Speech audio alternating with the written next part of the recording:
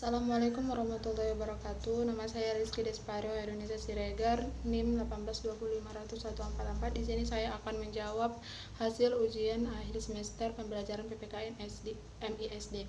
Yang mana soal pertama yaitu bagaimana meningkatkan karakter siswa SDMI pada pembelajaran jarak jauh. Sebelumnya kita akan membahas apa yang dimaksud dengan karakter. Nah, jadi karakter itu adalah suatu watak yang dimiliki setiap orang dan yang dimiliki peserta didik, yang mana di dalamnya terkandung moral dan akhlak yang dilakukannya dalam kehidupan sehari-hari. Kemudian jika karakter baik tersebut akan timbul pada lingkungan yang baik juga, dan karakter yang buruk itu akan timbul juga di lingkungan yang tidak baik. Dan hal ini peran pendidik ataupun guru sangatlah penting untuk meningkatkan karakter peserta didik terlebih-lebih dalam proses pembelajaran jarak jauh. Dikarenakan kondisi negara kita ini sedang dikenai oleh musibah yaitu pandemi COVID-19, jadi cara untuk meningkatkan karakter peserta didik diantaranya yaitu pertama, adanya kerjasama antara pendidik ataupun guru dengan orang tua di rumah. Mengapa? Karena kerjasama ini akan membantu proses pembentukan karakter yang dimiliki oleh peserta didik masing-masing, dikarenakan proses pembelajaran lebih banyak dilakukan di rumah, yaitu secara 24 jam. Kemudian yang kedua yaitu yang kedua yaitu guru harus memberikan contoh yang baik dalam penampilan, sikap, perilaku, perbuatan, dan lain sebagainya. Kemudian yang ketiga yaitu guru harus menanamkan dan mengajarkan nilai-nilai yang terkandung di dalamnya moral dan akhlak yang terpuji. Kemudian yang keempat, seorang guru harus menjadikan apresiator yang mana tidak membandingkan antara siswa yang berprestasi dengan siswa yang biasa saja, yaitu menyamakan semua siswa yang karakter semua siswa yang ada di kelas. Yang kelima yaitu menanamkan nilai keadilan serta saling menghargai satu sama lain. Kemudian yang keenam yaitu mengajarkan sikap sopan santun terhadap teman, keluarga, dan warga lingkungan sekitar. Dan yang terakhir yaitu mengajarkan sikap kepemimpinan kepada peserta didik. Contohnya yaitu memberikan peserta didik kesempatan dalam mengelola kelas, seperti perangkat kelas yaitu adanya ketua, wakil, bendahara, dan sekretaris. Kemudian soal nomor 2 yaitu model pembelajaran apa yang cocok digunakan pada pembelajaran PPKN di kelas rendah dan kelas tinggi, serta berikan alasan Anda.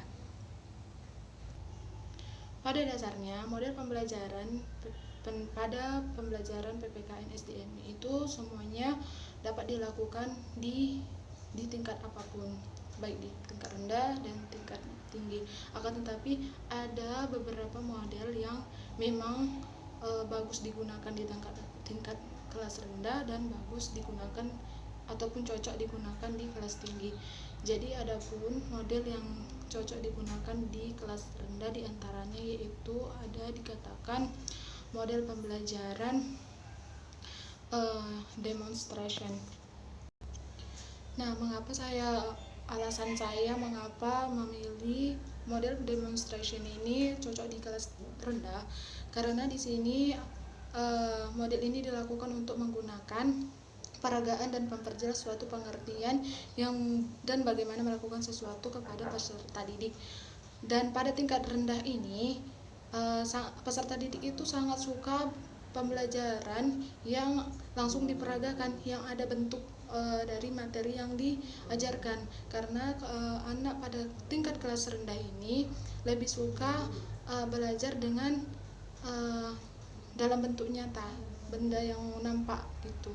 Dan yang kedua ada dia model pembelajaran kooperatif, yang mana model pembelajaran kooperatif ini adalah model pembelajaran yang dilakukan secara kelompok, dan di sini akan menimbulkan peserta didik itu berpikir secara kritis.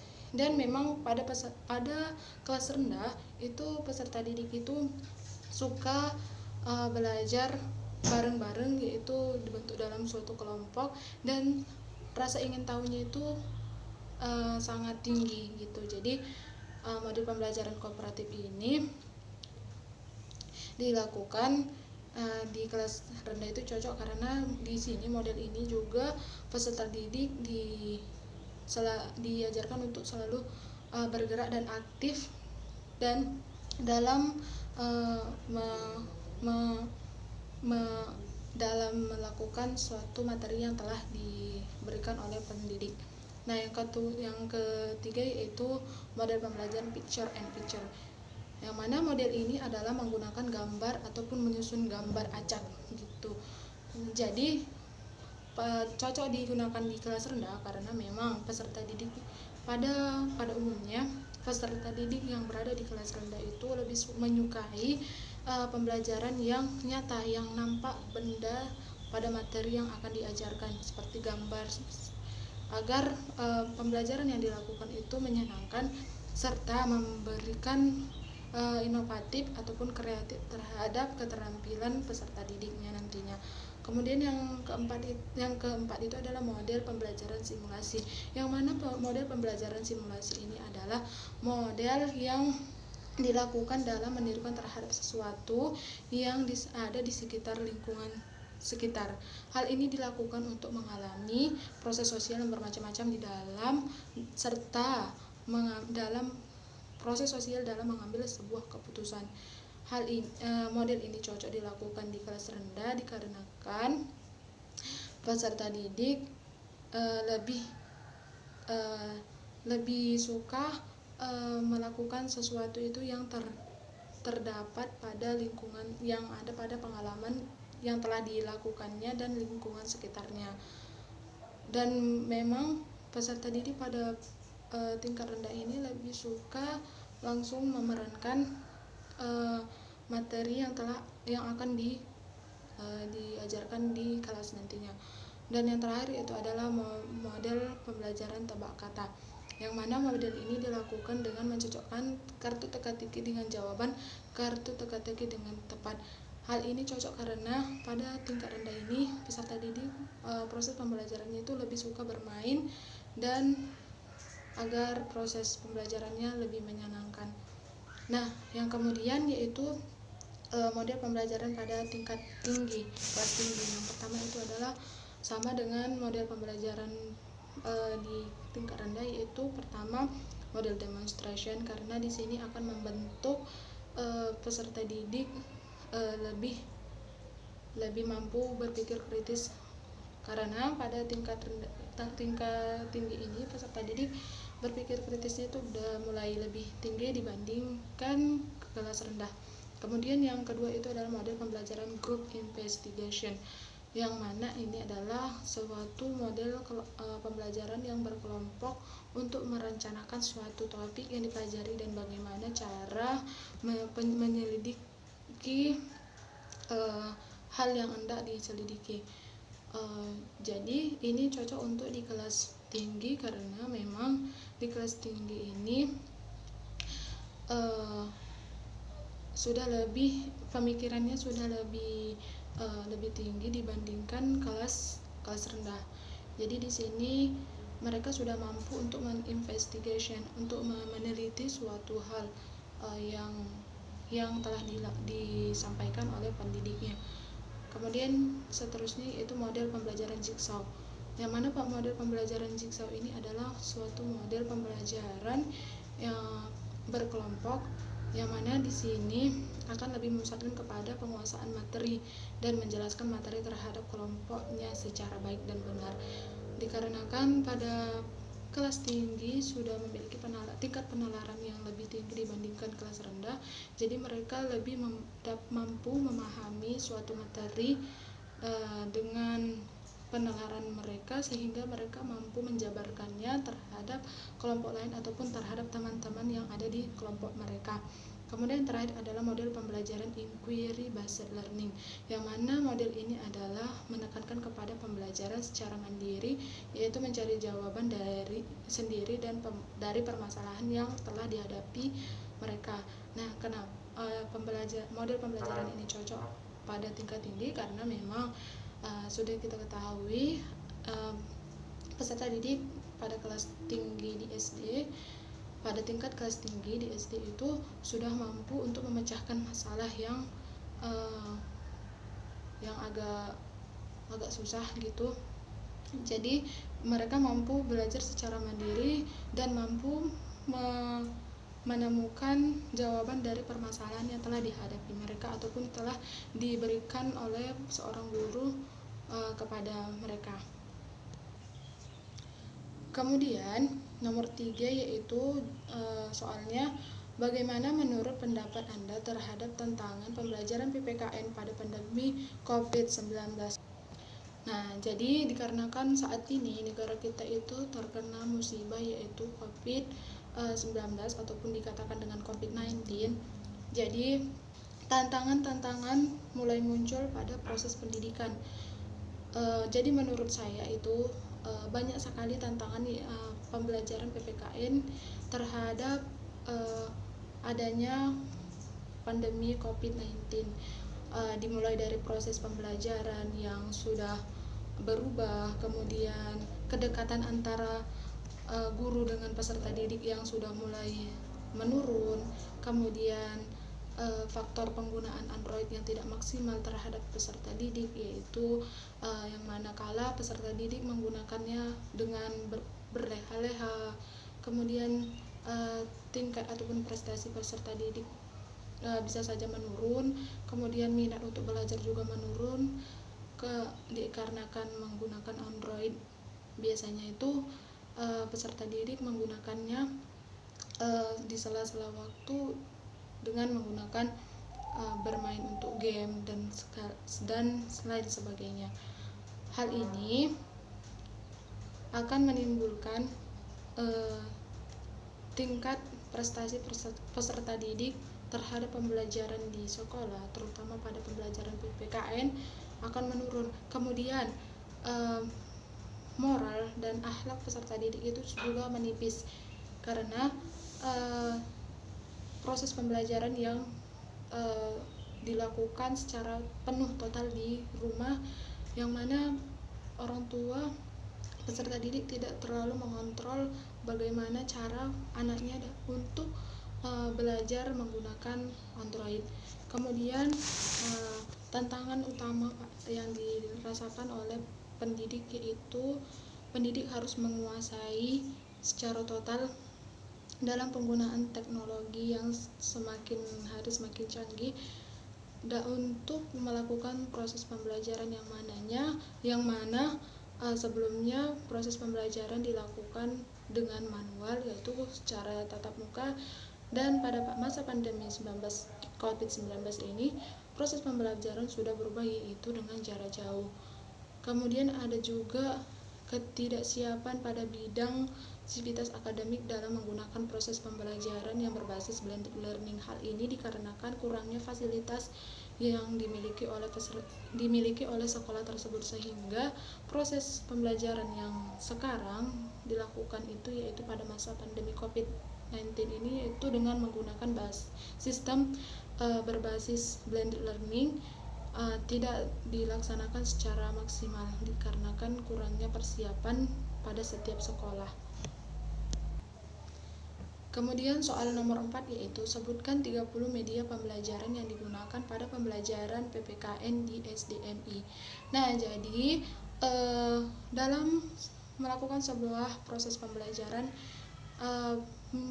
membuat sebuah media pembelajaran ketika kita melakukan sebuah proses pembelajaran itu akan membantu dalam meningkatkan pengetahuan ataupun minat belajar peserta didik.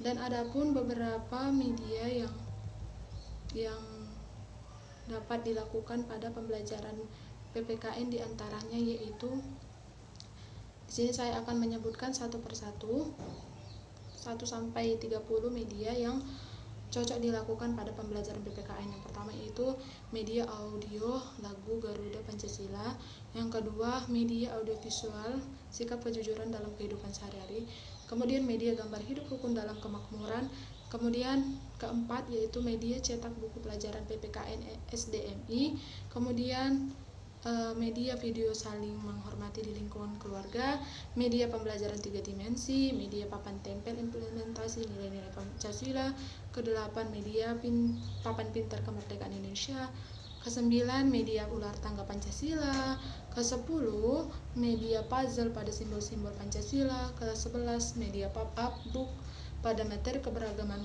budaya bangsa, yang ke-12 adalah media lingkungan putar, ke-12 yaitu media lingkaran putar pada materi aturan di rumah, ke-13 media skateboard pada materi provinsi di Indonesia, yang ke-14 media teka-teki silang, ke-15 media monopoli pada perbedaan suku, ras, dan agama, ke-16 media miniatur kerjasama di lingkungan bertetangga, ke-17 media PowerPoint hak dan kewajiban anggota keluarga, yang ke-18 media animasi peraturan di sekolah, yang ke-19 media jemuran gembira penerapan simbol Pancasila, yang ke-20 media kotak rahasia penduduk dan sistem pemerintahan Indonesia, yang ke-21 media ular berjalan hidup rukun, yang ke-22 media papan ludo pada keberagaman suku budaya bangsa, yang ke-23 media pohon pintar dan kolom jawaban hak dan kewajiban individu sebagai warga masyarakat, yang ke-24 media papan ayam penerapan nilai-nilai Pancasila, ke-25 media tempel cepat pada styrofoam kedudukan dan peran anggota keluarga, yang ke-26 yaitu media papan cerdas burung Garuda mengenai simbol Pancasila dan penerapannya dalam kehidupan sehari-hari. Kemudian yang ke-27 yaitu media market pada Persatuan dan Kesatuan Indonesia, yang ke-28 yaitu media wayang kulit budaya bangsa, yang ke-29 media kantong pengetahuan pada keberagaman bangsa, yang terakhir adalah media balai kanca yaitu media bagan nilai Pancasila.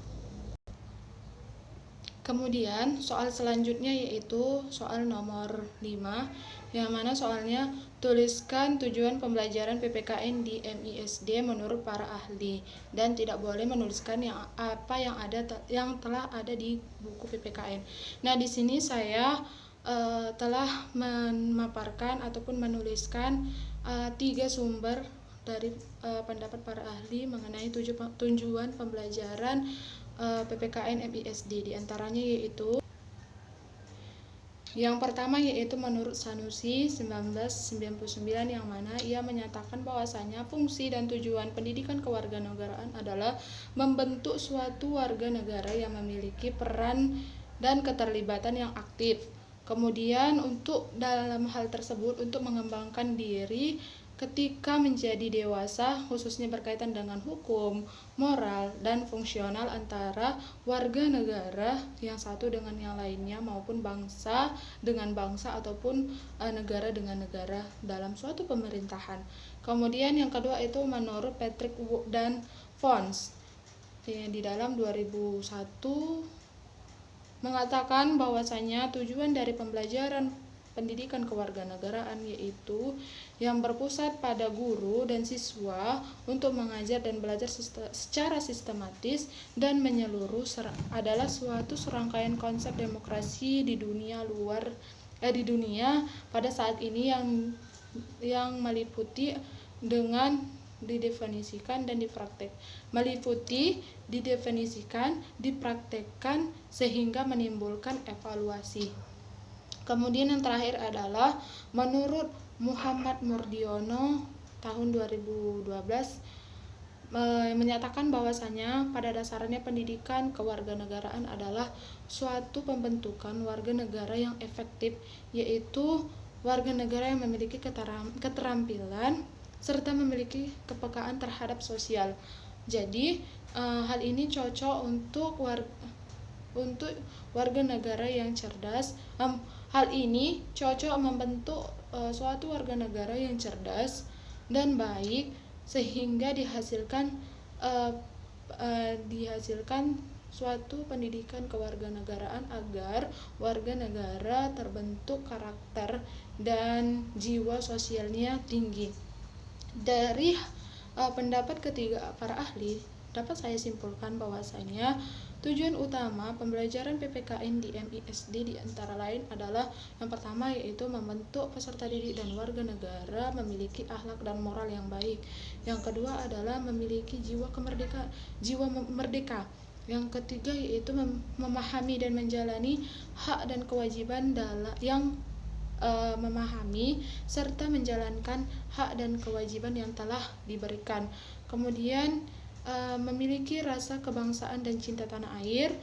Kemudian memiliki rasa kepekaan serta tanggung jawab terhadap apa yang telah diberikan kepadanya. Kemudian yang terakhir yaitu berjiwa demokrasi, mampu berpikir kritis, inovasi, kreatif, dan lain sebagainya. Dan terakhir soal yang keenam yaitu tuliskan aktualisasi nilai-nilai Pancasila dalam kehidupan sehari-hari minimal 5 pada setiap sila Pancasila.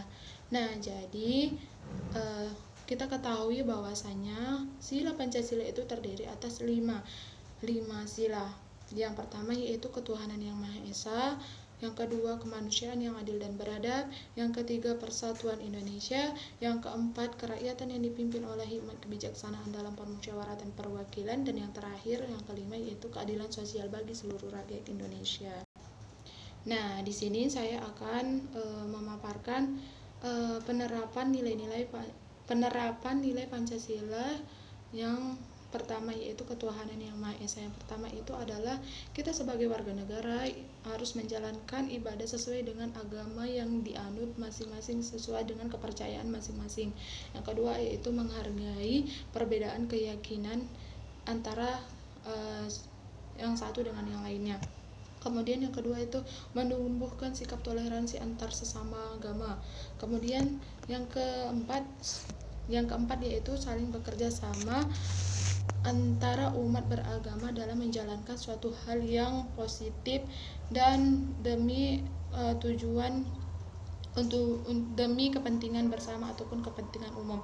Dan yang terakhir itu adalah tidak memaksakan kehendak seseorang terhadap memilih keyakinan yang kita yakini. Kemudian yang kedua, penerapan sila yang kedua yaitu kemanusiaan yang adil dan beradab. Yang pertama itu adalah kita harus menghargai perbedaan antara suku, agama, ras, dan lain sebagainya. Yang kedua yaitu saling membantu dan tidak memilih-milih berteman dengan siapapun. Dan yang ketiga yaitu mengakui persamaan hak, kewajiban, dan kedudukan yang sama di antara hukum, agama, dan sosial. Yang keempat yaitu menjalin pertemanan dengan siapa saja tanpa memandang perbedaan suku, agama, ras, dan lain sebagainya. Dan yang terakhir itu adalah berani menyuarakan kebenaran untuk mempertahankan keadilan. Dan yang selanjutnya yaitu penerapan nilai Pancasila pada sila ketiga yaitu persatuan Indonesia. Yang pertama itu kita harus menghargai perbedaan suku, ras, agama, dan adat istiadat yang telah ada di negara kita ini. Yang kedua yaitu saling membantu dan tidak